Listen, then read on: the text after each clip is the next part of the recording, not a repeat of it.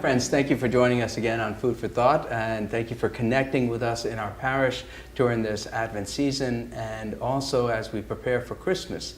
And hopefully you'll continue to connect with us into the new year. We've been having wonderful guests who have joined us and helped us to find insight and wisdom to deal with the challenges as we continue to journey forward. And so today we have our continuing guest. This is George Kent, who is going to join us, and we're going to talk a little bit about the chant settings for the season of Advent. You may have come to our church, either in person or online, but you would have heard, if you did, this wonderful chant setting, this beautiful music that is engaged by our choir and the congregation. And so today we're going to be talking a little bit about that setting with George, and George is going to open to us the wisdom of the ages. And so George, thank you for being with us today again, and thank you for doing all that you do. I know it's a challenging time for all of us, but one of the things that is most important that I think we're finding is that people are spiritually fed. And this music that you give us helps them to feel the security and comfort of a loving God. And so I just want to let you know that I'm grateful for that. And I don't always get a chance to tell you this because you're a very humble guy and a humble man. I just want you to know that I appreciate it. Thank you very much. It's nice to be here. So tell us about the Advent. The season of Advent is a season of preparation. It's a penitential season. It helps us to prepare for the coming of Christ in Christmas, and then also, in a larger sense, the coming of Christ into our hearts for our whole life. And so, with this chant setting that's so beautiful, could you tell us a little bit about its history and so forth? Well, what we do. In the penitential seasons, if you think of Advent and of course Lent, the big one, we like to go to older music, medieval in the most part, or Renaissance. And that music is based on a whole different system than we have today.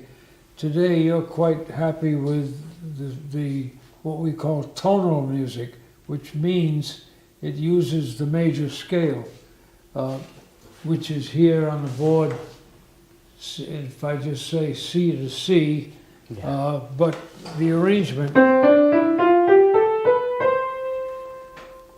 is based in two different groups of 4 notes. Then you move up a whole step and do the same thing again. So there's a half step between mi and fa,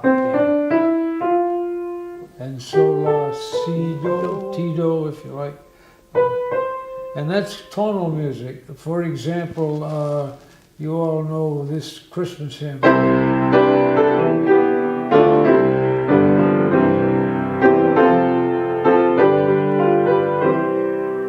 That's tonal music. It just uses that scale.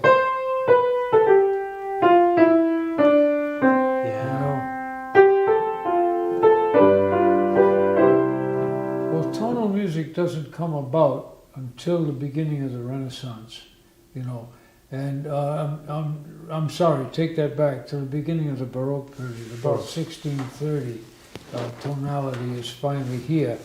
Prior to that time, they used only the white notes on the piano, and they had a series of scales that ran from D to high D, E to E, F to F, and these were known as modes. Now if you listen, the half step is in a different place. That's not tonal, it's modal. Or the next one, they're all different modes, and the medieval music uses that. It's a little bit, I hate to use the term somber because I don't really think of it as somber, but it's not as festive, if you will, as tonal music.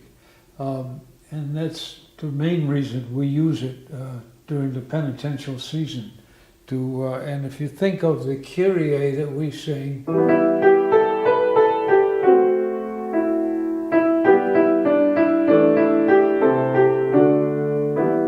but you hear, you don't hear.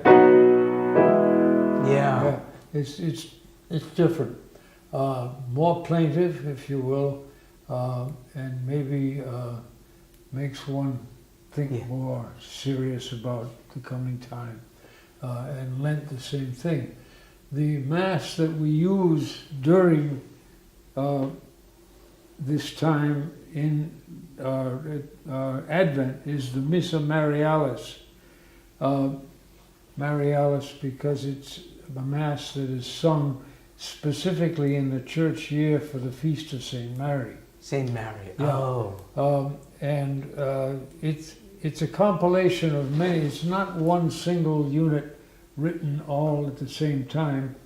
To just stop for a second and talk about what's sung at a Mass, the Kyrie, the Gloria in Excelsis, the Sanctus, the Agnus Dei, these are the so-called I forgot. Service music. Yes, but these are the normal. Yeah. As in we have other items which are known as the propers, and these you'll find in every Mass. The propers change the text, but these items don't change. They're always the same. Lord have mercy, Christ have mercy. The Gloria is not sung during Advent because it's very festive text-wise, song of praise, and that's left out. Over the years, the Kyrie, for example, is 12th century. The various movements are from different centuries, which I list in our Sunday bulletin, so that people can see where they come from. I love this because what it is with the, and this is what that you listed. The Kyrie is listed as the 12th century. Then you have the Sanctus as the 14th century. That's correct. And then the Agnus Dei as 10th century. That's right. The Agnus is very early, and they're melodies that just were collected over the years. And sung in the traditional church, and they're all following this modal.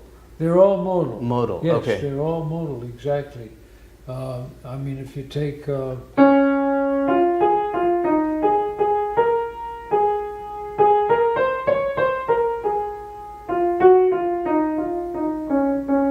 that's entirely different than.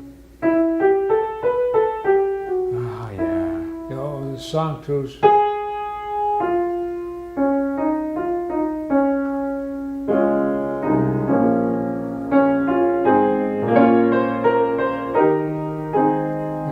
Lovely melodies, but more of a contemplative thing, and that's why we use them, and we sang them all during Advent. We've just put them to bed now.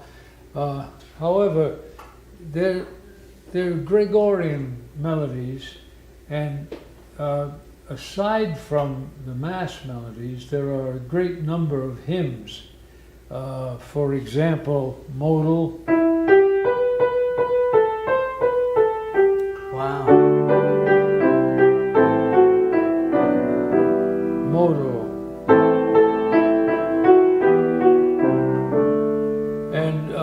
One of the great Advent hymns is the Condita Alme Siderum.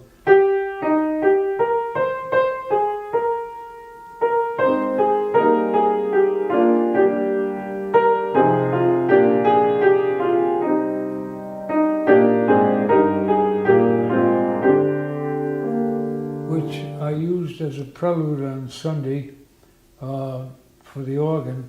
So it But was that's from also that- the same music that that you use for the little Advent lessons and carols, the apple tree? no, it's No. not the apple tree. It's the creator of the stars of night. Okay, all right. Yeah, that's right, yeah.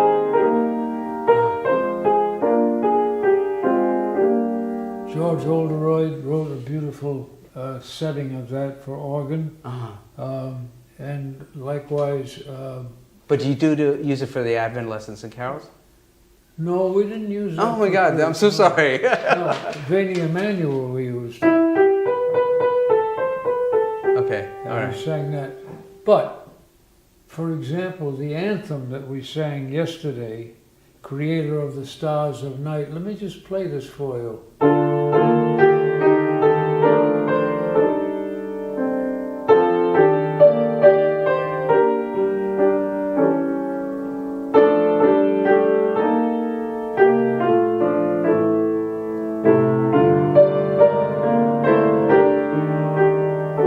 Now the second verse, listen carefully.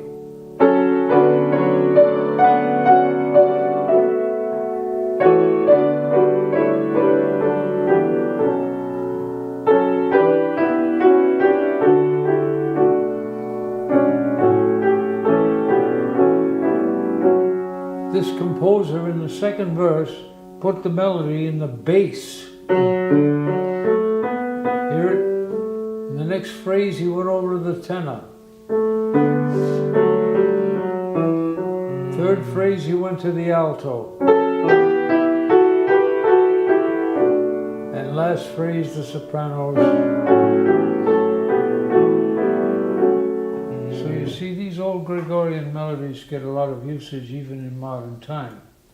So one of the things that I know that that people in the congregation, our congregation is used to this, right? But in Episcopal churches, they always find songs during Advent a little bit difficult to sing, unless they have some leadership in it, and maybe it's because it's the modal. It may be. Well, no, I don't. Or maybe not. I don't think of it that way, but I would say that Advent is a short season. Yeah. Whereas, for example, Pentecost, Oh, yeah, they Trinity goes on forever. And then very of course, familiar. Then you're into an awful lot of hymnody, and the hymns. Well, that's a subject for another lecture. But, Yeah. But the study of hymns is just ongoing. So it isn't like that the music is, the tonal music or the modal music might be different in terms of the way we approach it. Or maybe it is different, but that doesn't add to the difficulty. It's just that it's just different. No, it's just different, and not all Advent. I mean, tonal. Yeah. Tonal. Ah, okay.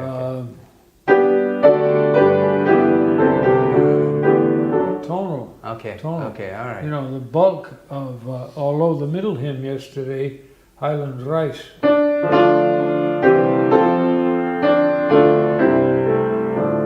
Tonal, modal rather. So, you know, there's a great variety, and there are plenty of modal hymns in the normal section of the hymnal, the large section. The bulk are tonal, because when tonality came in the 1630s, it was here to stay. And it went through a long period until about 1907. So why do they switch from the one to the other? What is it? Why? Good question. There's not a really good answer for that. Is it the instruments were changing? No, it wasn't that so much, but music itself changed at that point, and we suddenly got into various different keys. I mean, you have... Now, if I use the black notes as well, whereas originally it was...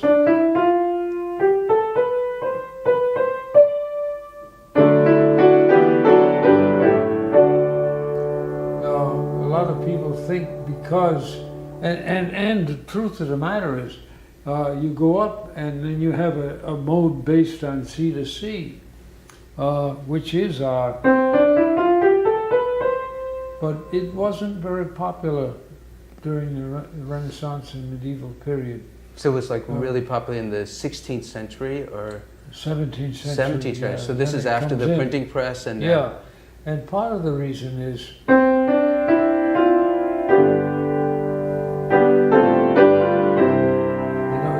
got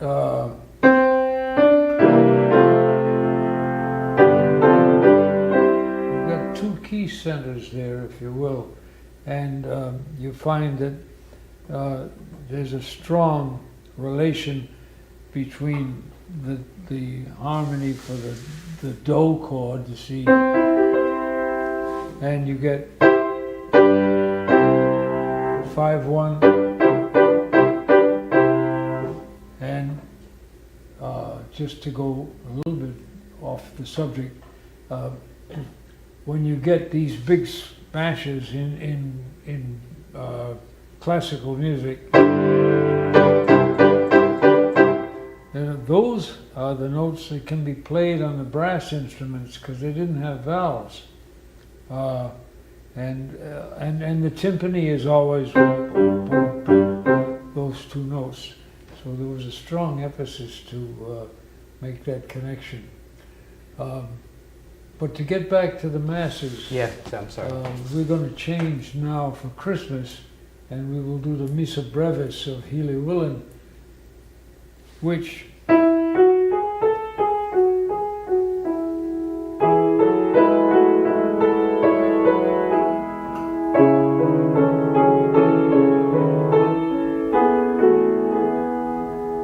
beautiful music in what sounds we would call a meditative major key. Uh-huh.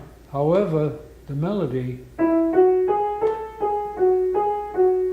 Plaintive? that's a Christmas medieval hymn. So is modal. Yeah, only begotten Son. Yeah, it's modal, but Willan made a whole mass out of that. That's the Kyrie. If we go over to the, if I can find it here, Sanctus, here it comes again.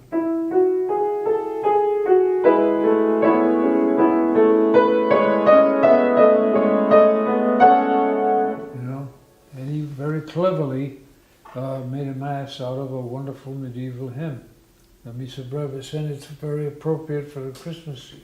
For the Christmas season, so Yeah, it'll be just for because the... it's based on a Christmas medieval hymn.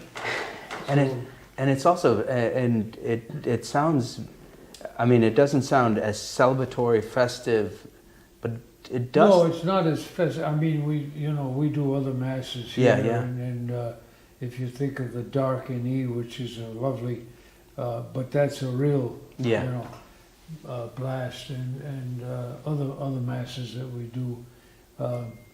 The British in particular have umpteen mass settings for the Anglican Church, and composers ever since that church was formed have written tons of masses,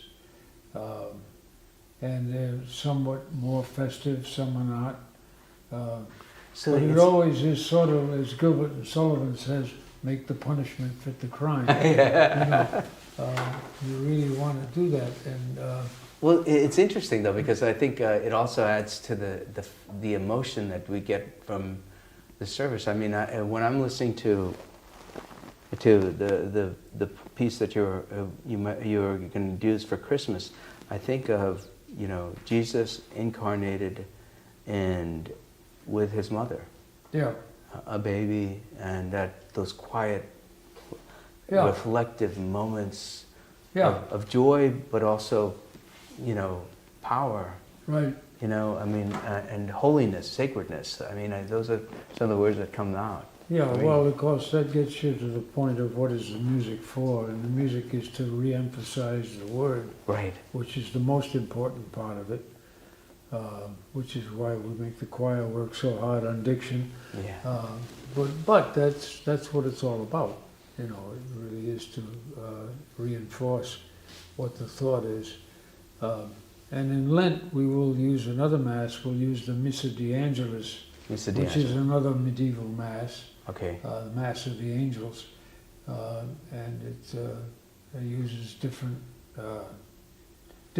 modal tunes, but very beautiful stuff, more penitential. More penitential. Whereas during Easter, we're going to use probably Darkany Darkany. or Howells, the Col Reg or the Collegium Regalis, masses that were written for King's College in Cambridge, and all the British composers, the major ones wrote a lot for kings in particular, which is I think unquestionably one of the major choirs of the world. Yeah. So the Christmas, the Mass for the Christmas is what the it is? Missa Brevis of Willen, which uses Willen. again.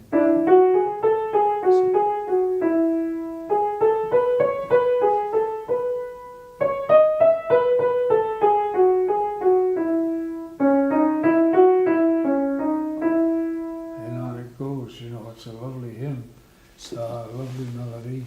So maybe we could come again and talk about the Missa Brevis during the season of Christmas. Well, you could, but probably should take a bigger subject. Okay. I mean, for example, carols, you know, which is a huge subject.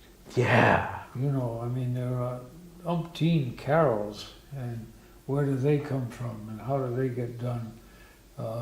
There's a huge history to that. Yes, definitely. Yeah. You know, it's funny though, because I was, you know, in our church, we don't sing Christmas carols during the season of Advent, whereas everybody else starts to sing those Christmas carols. Yes, and that. Well, I mean, I'm not complaining about it. Especially Walmart puts out Christmas. That's right. That's right. They put it out before Thanksgiving. But but there is the Advent season has this beautiful music that helps us to prepare in a way that's different, and then when Christmas season starts, which it's a season, it's not just one day. It lasts for two Sundays. Yeah, and so then we're able to kind of really relish those carols. Right. And then you get to Epiphany, which is a longer season, but that has its own specialties as well. And the idea of church music is to reinforce what those seasons are all about. Yes. So that's what we try to do. Well, then next time, hopefully we could talk about the carols. We could, yeah. That would be great. That's a fabulous history. We have, I don't know how many carols we have in our library, but it's hundreds. Wow. Yeah, it's hundreds. Yeah.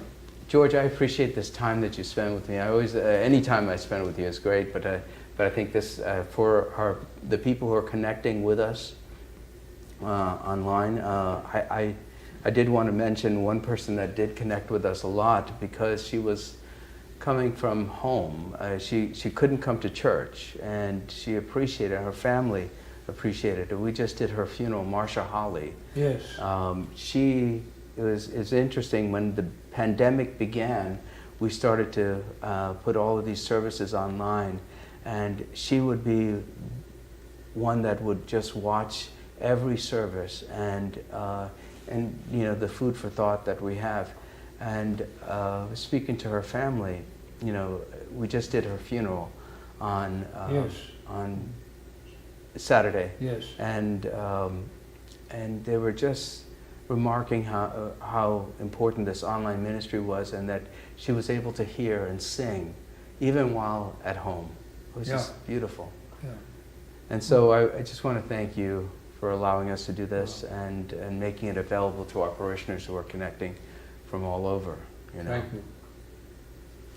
So I think I'm anticipating the the carols conversation, but I think our time is almost done as well, and I want to thank you all for watching, and I hope that you enjoyed this conversation. I always do enjoy speaking with George. It just keeps me calm for the coming season, and not only the coming season, but knowing that, you know, these great ancient hymns, this great tradition that we have, it comes from a humanity that has seen the ups and downs of life, and the challenges and the joyful moments. And I know that many of us are feeling a bit challenged at this moment, but when we look at the tradition of music and the tradition of God coming to us in word and music and in our lives, we understand that we could find peace, because at the end of the day, everything will be okay. This music, this time with George, helps me to reinforce that in the midst of the ups and downs of life, God is always there, and God will always continue to be there for us as we continue our journey. So I hope that you find that peaceful as well. As is our tradition, let's end with this prayer. This is a prayer that was a new tradition, written by Bishop Thomas Brown of Maine for this program. The Lord be with you. And also with you. Let us pray. Jesus Christ, you traveled through towns and villages, curing every disease and illness. At your command, the sick were made well. Come to our aid now in the midst of the global spread of the coronavirus. Heal those who are sick with the virus. May they regain their strength and health through quality medical care. Heal us from our fear, which prevents nations from working together and neighbors from helping one another. Be present with those in authority who are making hard decisions. Support the medical professionals, emergency responders, counselors, and caregivers. We ask this all in your name, Jesus. Amen. Amen. Join with me in the Lord's Prayer. Our Father, who art in heaven, hallowed be thy name. Thy kingdom come, thy will be done, on earth as it is in heaven. Give us this day our daily bread, and forgive us our trespasses, as we forgive those who trespass against us. And lead us not in temptation, but deliver us from evil. For thine is the kingdom, and the power, and the glory, forever and ever. Amen. Friends, go in peace to love and serve God. Spread the light of Christ to the world around you. The world needs it right now.